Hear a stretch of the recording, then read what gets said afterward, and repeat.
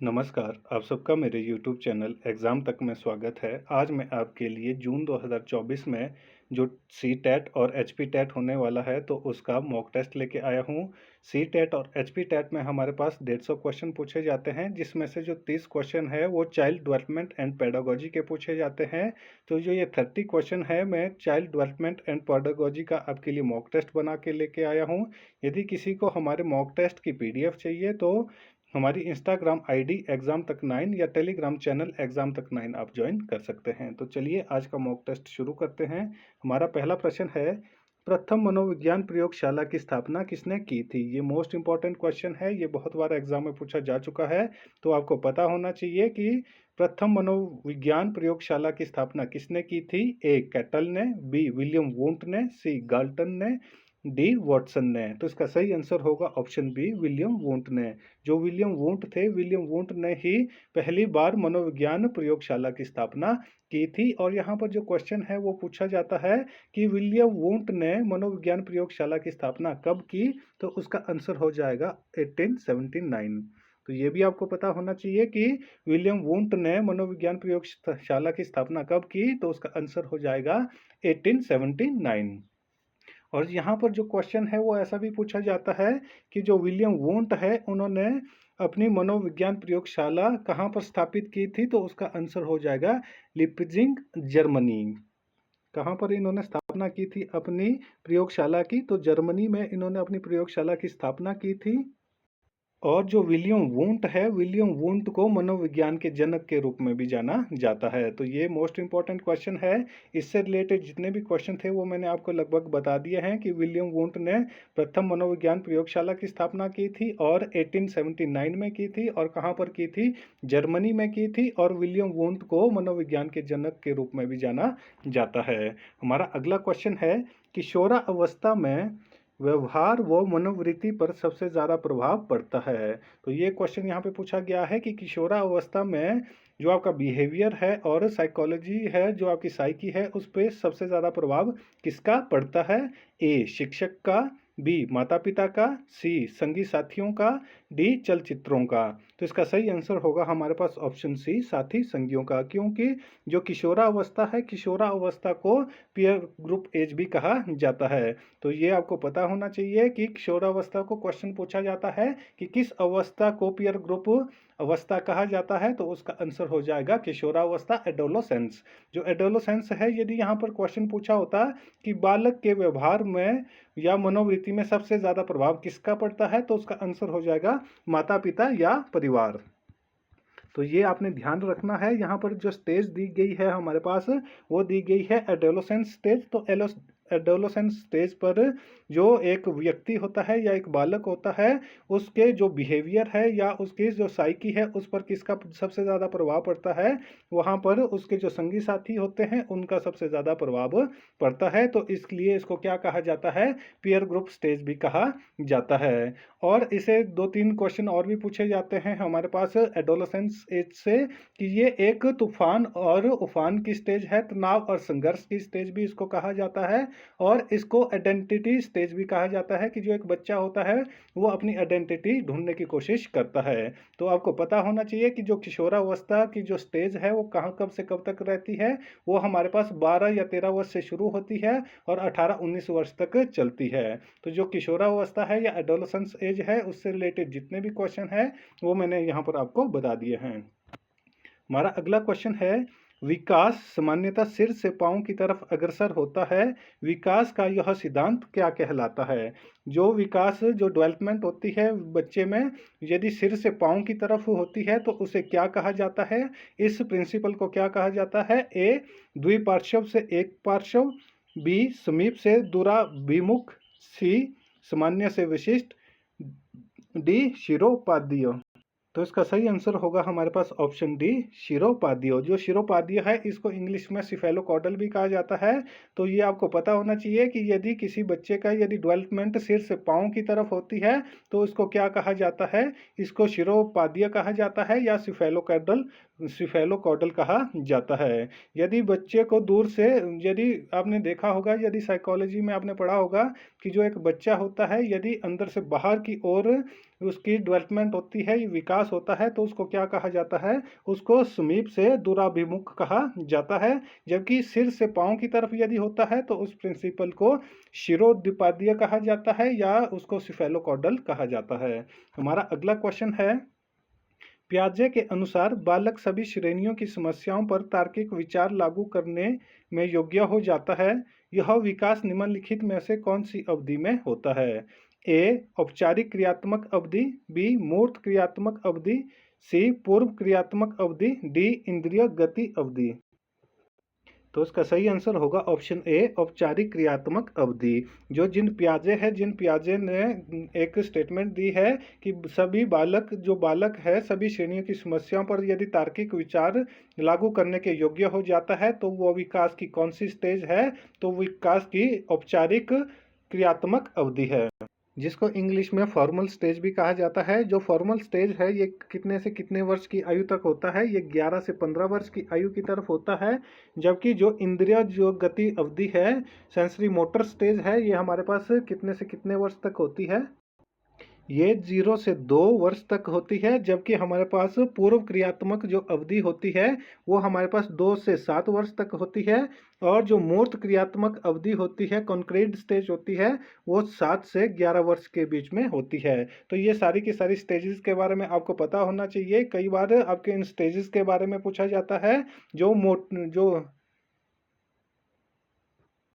जो sensory motor stage है ये हमारे पास 0 से 2 वर्ष तक होता है। जबकि हमारे पास जो कंक्रीट स्टेज होती है, प्री कंक्रीट स्टेज हमारे पास 2 से 7 वर्ष तक की होती है। जो कंक्रीट स्टेज है वो 7 से 11 वर्ष तक की होती है। और जो हमारे पास फॉर्मल स्टेज होती है, फॉर्मल स्टेज हमारे पास 11 से 15 वर्ष तक होती है। हमारा अगला क्वेश्चन है, अनुवांशिकता सबसे महत्वपूर्ण भूमिका का निर्वहन करती है। जो अनुवांशिकता है, जो आपकी हेरिडिटी है, वो सबसे ज़्यादा महत्वपूर्ण किस चीज़ के लिए होती है? यहाँ पर कुछ एक स्टेटमेंट है हमारे पास दी हुई है। ए बालक के भावनात्मक विकास में, बी बालक के सामाजिक विकास में, सी बालक के शारीरिक विकास में, डी बालक के सांस्कृतिक विकास में। तो इसका सही आंसर होगा हमारे पास ऑप्शन सी, बालक के शारीरिक विकास में। यदि कोई बच्चा है और हेरिडिटी से जो उसको जीन्स मिलते हैं तो उस बच्चे का जो फिजिकल स्ट्रक्चर है वो किस तरह का होगा? जिस तरह के उसको जीन्स मिले होंगे, जो उसको हेरिडिटी से मिला हुआ होगा। तो जो अनुवांशिकता है, अनुवांशिकता सबसे ज़्यादा किसको प्रभावित करती है? वो बालक के शारीरिक विकास को प्रभावित करती है।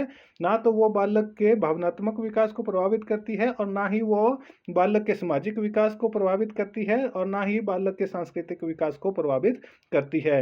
ये जो एक इन्वायरमेंट होता है, ये इन्वायरमेंट के द्वारा प्रभावित की जाती है। जबकि जो हेरिडिटी है, हेरिडिटी के द्वारा बालक के शारीरिक विकास को प्रभावित किया जाता है, फिजिकल डेवलपमेंट को। हमारा अगला क्वेश्चन है, बच्चों के समाजीकरण में परिवार डैश डैश भूमिका निभाता है। ये मैंने आपको पहले भी बताया था कि जो बच्चे हैं, बच्चों के समाजीकरण में, सोशलाइजेशन में परिवार की, फैमिली की क्या भूमिका होती है? ए कम महत्वपूर्ण, बी रोमांचकारी, सी मुख्य, डी गौण। तो इसका सही आंसर होगा ऑप्शन सी, मुख्य। जो परिवार होता है, परिवार बच्चे के समाजीकरण में अपनी मुख्य भूमिका निभाता है। मैंने आपको पहले भी बताया कि बच्चे के अंदर जिस तरह का बिहेवियर होगा और जिस तरह की उसकी साइकी बनेगी, वो कहाँ से बनती है? वो उसके परिवार से बनती है और उसके माता पिता के द्वारा बनाई जाती है। हमारा अगला क्वेश्चन है, शिक्षा में मुख्य परिवर्तन उसका शिक्षक केंद्रित से खालिस्तान होना है। जो हमारे पास पहले शिक्षा दी जाती थी वो किस प्रकार थी? वो शिक्षक केंद्रित थी। और यहाँ पर पूछा गया है कि जो हमारे पास एजुकेशन है वो शिक्षक केंद्रित से होकर, टीचर सेंटर्ड से होकर कहाँ परिवर्तित हुई है? ए प्रबंधन केंद्रित, बी विद्यार्थी केंद्रित, सी विद्यालय केंद्रित, डी अभिभावक केंद्रित। तो इसका सही आंसर होगा ऑप्शन बी, विद्यार्थी केंद्रित। जो एजुकेशन है, एजुकेशन किसके सेंटर्ड होती है? वो स्टूडेंट सेंटर्ड होती है।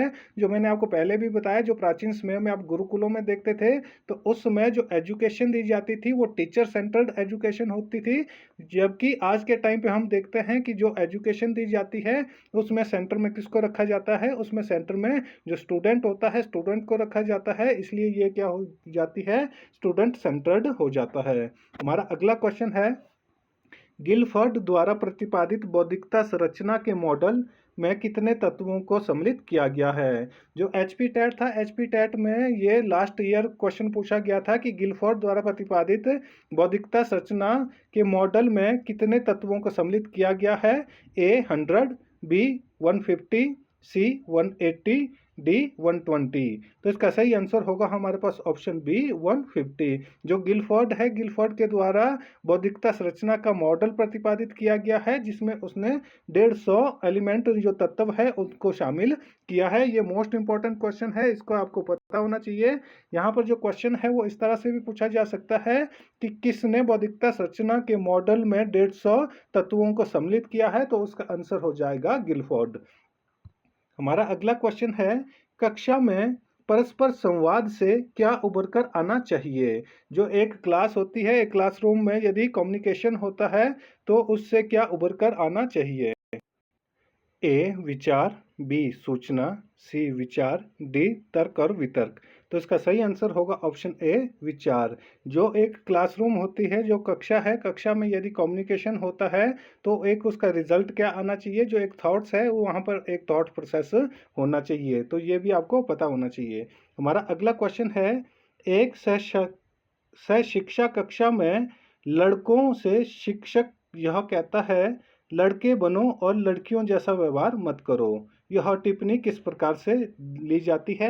यदि जहाँ एक क्लासरूम है जहाँ पर लड़के और लड़कियां दोनों साथ में पढ़ते हैं, तो जो एक टीचर है वो क्या स्टेटमेंट देता है, वो स्टेटमेंट देते हैं कि लड़के बनो और लड़कियों जैसा व्यवहार मत करो। तो यह स्टेटमेंट किस तरह की है।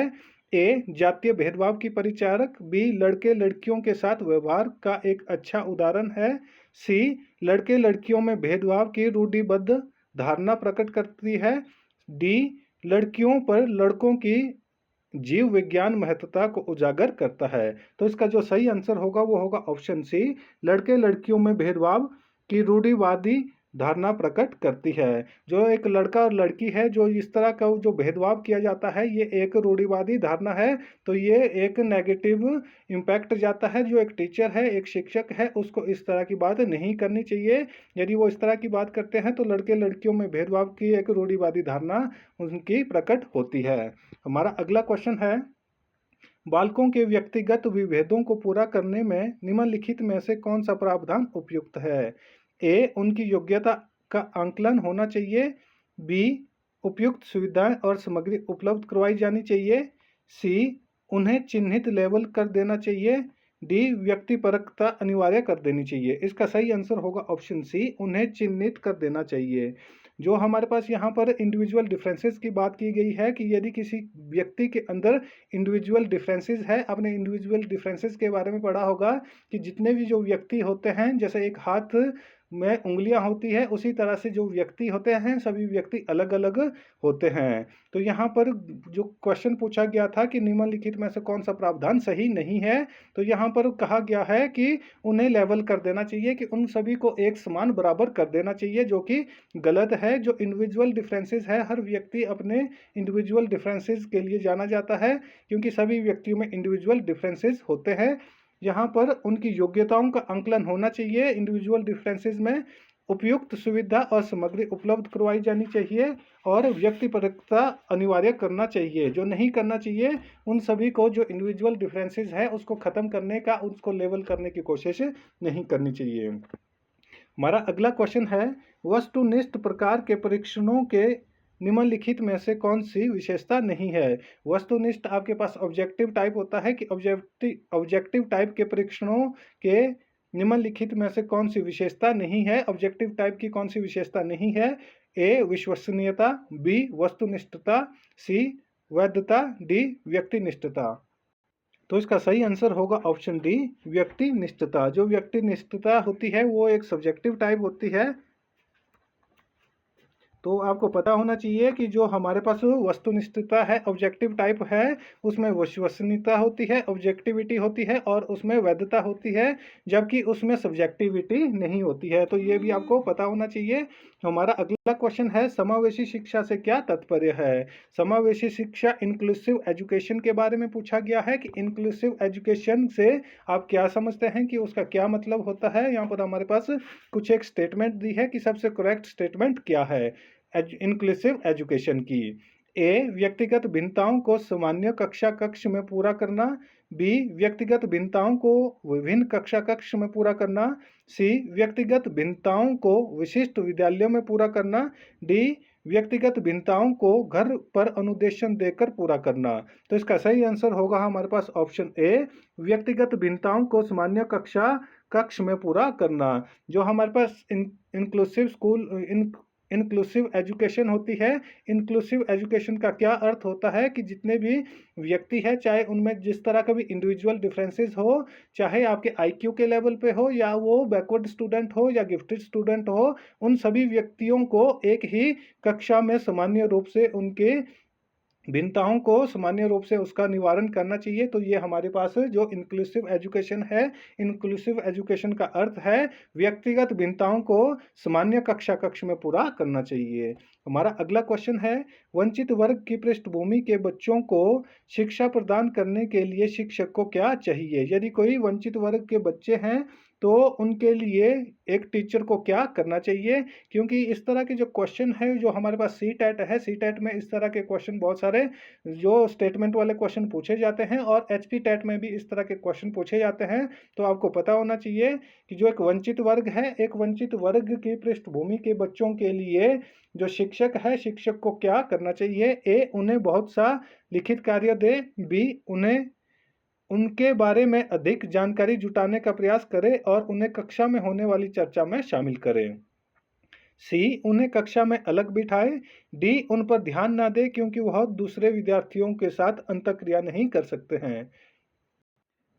तो इसका सही आंसर होगा ऑप्शन बी, उनके बारे में अधिक जानकारी जुटाए। जो एक वंचित वर्ग के बच्चे हैं या जो एक बैकवर्ड स्टूडेंट है, बैकवर्ड लर्नर है, तो उनके लिए क्या करना चाहिए? उनके बारे में अधिक जानकारी एक टीचर को जुटानी चाहिए और कक्षा में जो एक कम्युनिकेशन होता है या एक चर्चा होती है, तो उस चर्चा में उनको शामिल करने की कोशिश करनी चाहिए ताकि वह एक कंफर्टेबल महसूस करे और उनको साथ समानता का भेदभाव ना हो, असमानता का भेदभाव ना हो, वो एक बराबर लेवल में और बच्चों के साथ आ सके।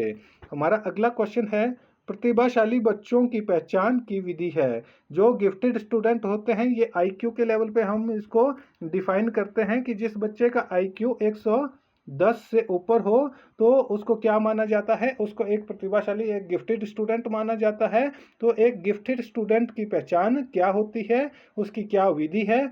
ए अवलोकन करना, बी बुद्धि परीक्षण करना, सी व्यक्तित्व परीक्षण करना, डी उपरोक्त सभी। तो इसका सही आंसर होगा हमारे पास ऑप्शन डी उपरोक्त सभी। जो मैंने आपको पहले ही बताया कि जो एक गिफ्टेड स्टूडेंट है उसकी पहचान की विधियां क्या है? उसका अवलोकन करना, परीक्षण करना और उसकी व्यक्तिगत परीक्षण करना। तो उसके व्यक्तित्व का परीक्षण करना और बुद्धि का परीक्षण करना, वहां से हम डिसाइड करते हैं कि जो एक बच्चा है वो किस तरह का है, वो गिफ्टेड है, नॉर्मल है या एबनॉर्मल या बैकवर्ड स्टूडेंट है।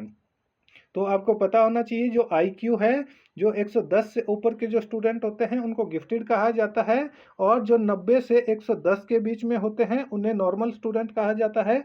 यदि कोई हमारे पास 90 से नीचे आता है तो वो हमारे पास बैकवर्ड स्टूडेंट हो जाता है।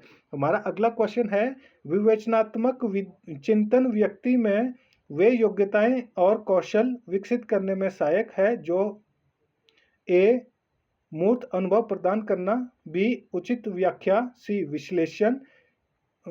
विश्लेषण मूल्यांकन और निष्कर्ष निकालना, सी कुछ उत्पन्न करने और निर्माण करना, डी प्रतिक्रिया की विधियों का चिंतन करना। तो इसका सही आंसर होगा हमारे पास ऑप्शन बी उचित व्याख्या, विश्लेषण मूल्यांकन और निष्कर्ष निकालना। जो हमारे पास विवेचनात्मक चिंतन व्यक्ति होता है तो उसकी क्या योग्यताएं और कौशल होती है? तो उसकी योग्यता होती है उचित व्याख्या करना, विश्लेषण करना, मूल्यांकन करना और निष्कर्ष निकालना। हमारा अगला क्वेश्चन है, निम्नलिखित में से कौन सा कारक बच्चों की स्मृति को सुधारने में मदद नहीं करता है? जो एक बच्चा होता है, एक बच्चे की जो मेमोरी होती है, उसकी मेमोरी को सुधारने में, इम्प्रूव करने में कौन सा तत्व मदद नहीं करता है?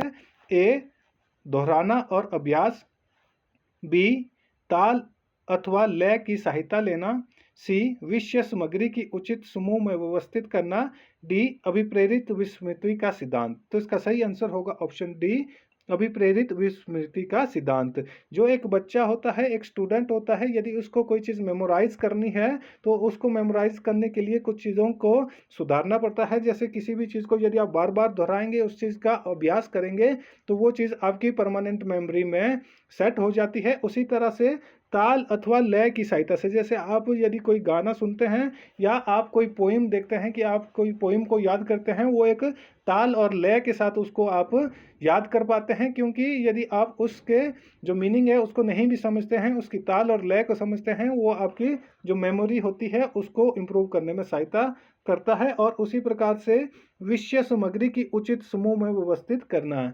यदि कोई आप क्रम में किसी भी चीज़ को पढ़ते हैं तो वो आपकी परमानेंट मेमोरी में हो जाता है। जैसे आप एक कक्षा में पहली कक्षा में जाते हैं, फिर दूसरी और तीसरी कक्षा में जाते हैं, इसी प्रकार से यदि आप विषय सामग्री भी अपनी देखते हैं तो वो धीरे धीरे उसका जो लेवल है वो बढ़ाया जाता है। तो जो विषय सामग्री है उसको उचित समूहन में व्यवस्थित करना भी आपकी मेमोरी में इम्प्रूवमेंट करता है।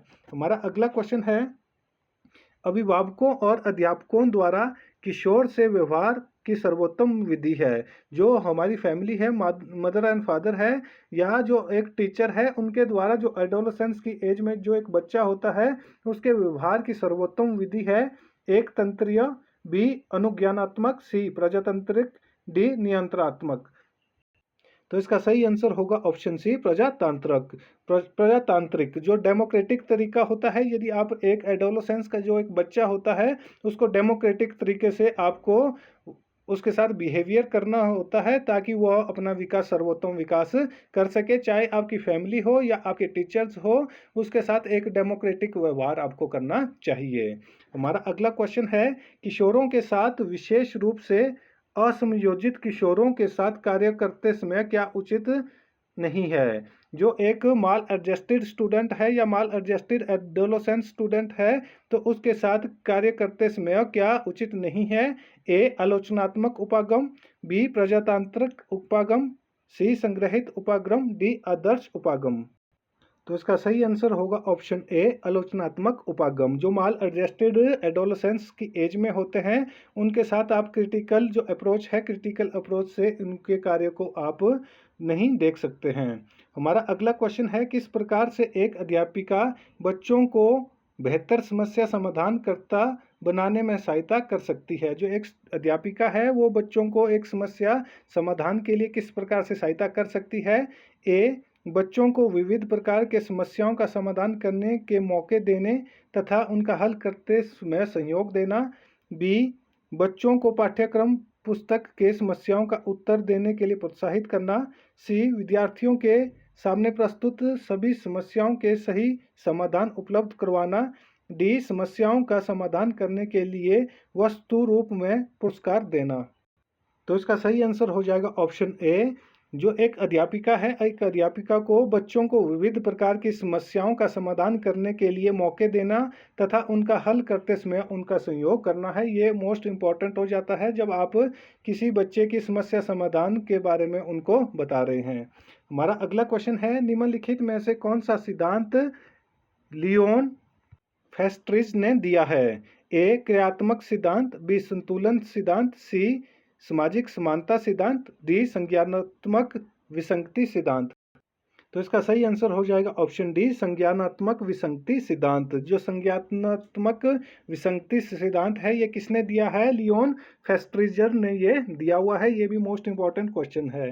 हमारा अगला क्वेश्चन है, विद्यार्थी के अच्छे मानसिक स्वास्थ्य को बनाए रखने के लिए क्या महत्वपूर्ण नहीं है। ए सहशिक्षिका गतिविधियों का प्रावधान, बी पाठ्यक्रम का दोहराना, सी अभिभावक की स्वतंत्रता देना, अभिव्यक्ति की स्वतंत्रता देना, डी रुचियों में भिन्नता का ध्यान रखना। तो इसका सही आंसर होगा हमारे पास ऑप्शन बी पाठ्यक्रम का दोहराना। जो एक स्टूडेंट है, एक स्टूडेंट के लिए उसके अच्छे मानसिक स्वास्थ्य को बनाए रखने के लिए पाठ्यक्रम को बार बार दोहराना उचित नहीं है, जबकि सहशैक्षिक गतिविधियों का प्रावधान करना उसके मानसिक स्वास्थ्य के लिए अच्छा है।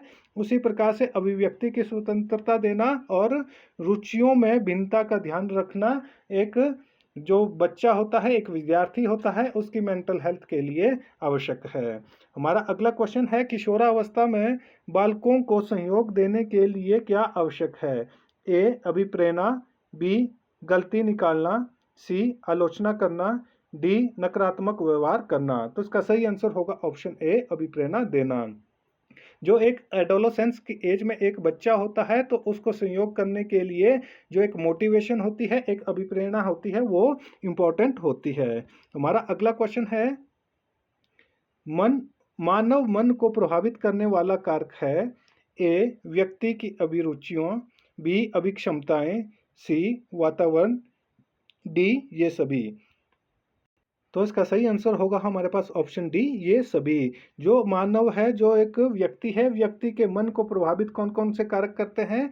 व्यक्तियों की अभिरुचियां, अभिक्षमताएं और उसका इन्वायरमेंट। तो ये सभी की सभी जो एक ह्यूमन है, एक मनुष्य है, उसके मन को प्रभावित करने वाले कारक है। हमारा अगला क्वेश्चन है, छात्रों में नैतिक मूल्यों का प्रभावी रूप से विकास किया जा सकता है यदि अध्यापक एक बार मूल्य की बात करे, बी स्वयं उन पर आचरण करे, सी महान व्यक्तियों की कहानियां सुनाए, डी देवी देवताओं की बात करे। तो इसका सही आंसर होगा हमारे पास ऑप्शन बी स्वयं उन पर आचरण करे। यदि कोई अध्यापक है और वो उनके नैतिक मूल्यों को विकास करना चाहता है तो उनको पहले, जो एक टीचर है, उनको रोल मॉडल की तरह खुद को प्रेजेंट करना पड़ेगा। तो वो पहले स्वयं उनका आचरण करेगा जो वो नैतिकता के मूल्यों की बात कर रहा है। हमारा अगला क्वेश्चन है, कोहलबर्ग के नैतिक विकास के सिद्धांत का पूरा परंपरागत स्तर निम्न में से किसके द्वारा प्रदर्शित नहीं होता है? ए आत्म केंद्रीय निर्णय, बी दंड तथा आज्ञापालन अभिमुखीकरण, सी यांत्रिकी सापेक्षी अभिमुखीकरण, डी अधिकार संरक्षण अभिमुखीकरण। तो इसका सही आंसर होगा ऑप्शन डी अधिकार संरक्षण अभिमुखीकरण। जो कोहलबर्ग है, इन्होंने मॉरल डेवलपमेंट का सिद्धांत दिया है, ये भी आपको पता होना चाहिए। और इन्होंने जो स्टेज दी है, पूर्व परंपरागत स्तर बताया है, तो उसको प्रदर्शित कौन सा नहीं करता है? तो वो है अधिकार संरक्षण अभिमुखीकरण। हमारा अगला क्वेश्चन है, वाइगोत्स्की के अनुसार बच्चे सीखते हैं। जो वाइगोत्स्की है, ये भी एक हमारे पास साइकोलॉजिस्ट है। तो इनके अनुसार बच्चे सीखते हैं, ए पुनर्बलन प्रदान करने से, बी परिपक्व होने से, सी अनुकरण से, डी वयस्क और समवयस्कों के साथ परस्पर क्रिया से। तो इसका सही आंसर होगा ऑप्शन डी वयस्क और समवयस्कों के साथ परस्पर क्रिया से। जो वाइगोत्स्की है, इन्होंने क्या कहा कि जो बच्चे होते हैं, कि बच्चों की लर्निंग कैसे होती है? जो उनके वयस्क होते हैं और समवयस्क होते हैं, जो उनके बराबर के जो एज ग्रुप का होते हैं, वे उनके साथ परस्पर क्रियाओं के द्वारा वो उनकी लर्निंग होती है। तो ये किसका कहना है? ये वाइगोत्स्की का कहना है। हमारा अगला क्वेश्चन है, बुद्धि उपलब्धि अवधारणा के प्रथम प्रतिपादक कौन है? A JP Guilford, B Alfred Binet, C J S Bruner, D William Stern. तो इसका सही आंसर होगा ऑप्शन सी जे एस बुर्नर। जो जे एस बुर्नर है, ये बुद्धि उपलब्धि अवधारणा के प्रथम प्रतिपादक है। ये क्वेश्चन भी मोस्ट इंपॉर्टेंट क्वेश्चन है, इसके बारे में भी पूछा जाता है कि बुद्धि उपलब्धि अवधारणा के प्रथम प्रतिपादक कौन थे? तो उसका आंसर हो जाएगा जे एस बुर्नर। हमारा अगला क्वेश्चन है, निम्नलिखित में से कौन सा कारक बालक के व्यक्तित्व विकास को प्रभावित करता है? कि जो हमारे पास यहाँ पर जो कारक दिए गए हैं, कि वह जो व्यक्ति होता है, उसके व्यक्तित्व विकास को कौन सा कारक प्रभावित करता है? ए अनुवांशिकता, बी भौतिक वातावरण, सी सामाजिक वातावरण, डी उपरोक्त सभी। तो इसका सही आंसर होगा ऑप्शन डी उपरोक्त सभी। जो एक बालक होता है, उसके व्यक्तित्व विकास को कौन कौन से कारक प्रभावित करते हैं? उसकी हेरिडिटी अनुवांशिकता उसको प्रभावित करती है, और उसका भौतिक जो वातावरण होता है वो उसको प्रभावित करता है, और जो उसका सोशल इन्वायरमेंट होता है, सामाजिक वातावरण है, ये भी जो एक बालक के व्यक्तित्व को प्रभावित करता है। हमारा अगला क्वेश्चन है, सतत और व्यापक मूल्यांकन CCE का उद्देश्य है। जो CCE है, कंटिन्यूस कॉम्प्रिहेंसिव एजुकेशन के बारे मूल्य इवैल्यूएशन का क्या उद्देश्य है? ए केवल बालक की तर्क शक्ति का मूल्यांकन करना, बी विकास के सभी पक्षों का मूल्यांकन करना, सी केवल छात्र के ज्ञान का मूल्यांकन करना, डी केवल छात्र की समझ का मूल्यांकन करना। तो इसका सही आंसर होगा ऑप्शन बी, विकास के सभी पक्षों का मूल्यांकन करना। जो सीसीई है तो उसका उद्देश्य क्या है? उसका उद्देश्य है विकास के सभी पक्षों का मूल्यांकन करना। सीसीई का मतलब क्या होता है? Continuous comprehensive evaluation. हमारा अगला क्वेश्चन, तो हमारा आज का मॉक टेस्ट यहीं पर ख़त्म होता है। यदि आपको वीडियो अच्छी लगी हो तो वीडियो को लाइक करें, कमेंट करें और अपने दोस्तों के साथ वीडियो को ज़्यादा से ज़्यादा शेयर करें और हमारे यूट्यूब चैनल एग्ज़ाम तक को सब्सक्राइब करना ना भूलें। धन्यवाद।